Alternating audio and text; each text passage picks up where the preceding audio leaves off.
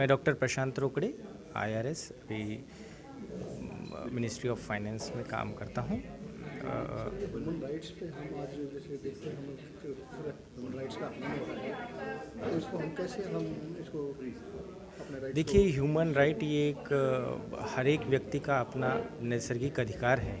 इस अधिकार के प्रति जब तक वो सचेत नहीं होगा तब तक उसके लिए अपनी हक मांगने के लिए वो प्रेरित नहीं होगा। ऐसे अवसर, ऐसे दिन इन लोगों को मौका देते हैं कि सामान्य से सामान्य नागरिक अपने ह्यूमन राइट्स के प्रति सचेत रहे। ह्यूमन राइट्स वो होता है जिसमें आपके नैसर्गिक जीवन का जीने के लिए जो भी व्यवस्था शासन ने करनी चाहिए उसके प्रति वो जागरूक हो।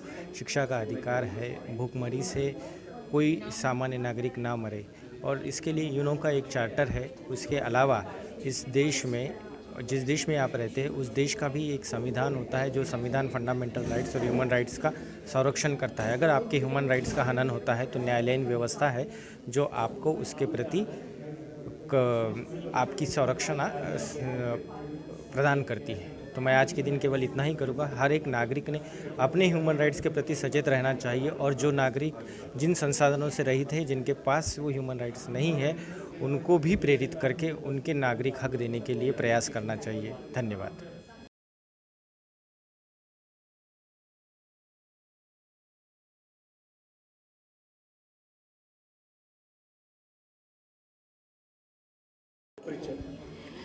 नमस्कार, मैं डॉक्टर अनीता उपाध्याय इंदिरा गांधी मुक्त विश्वविद्यालय में सर्विस करती हूँ।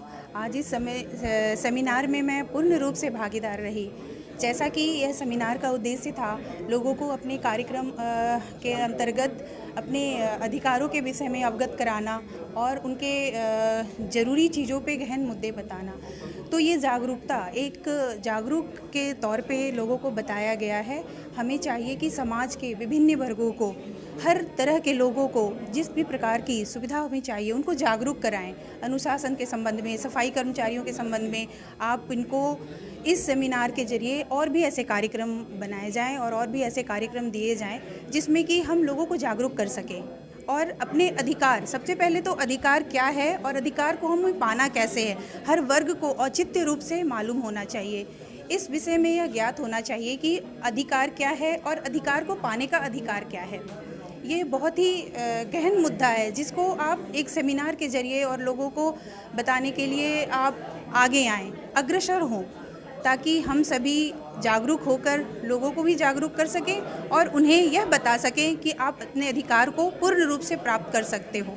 यह सेमिनार बहुत ही अच्छा था और महिलाओं और शिक्षा, जैसा कि प्रशांत रोकड़े सर ने हमें बताया कि सिर्फ भाषण देने से नहीं हो सकता है। हर कोई भाषण देता है लेकिन उसे ग्रहण नहीं करता, और ग्रहण करने के लिए आप आगे आएँ और बताएं लोगों को कि आप कितने जागरूक हो सकते हो, कितने सक्षम हो और उसे सही तरीके से अपना सको। भाषण के द्वारा नहीं बल्कि खुद करके। बहुत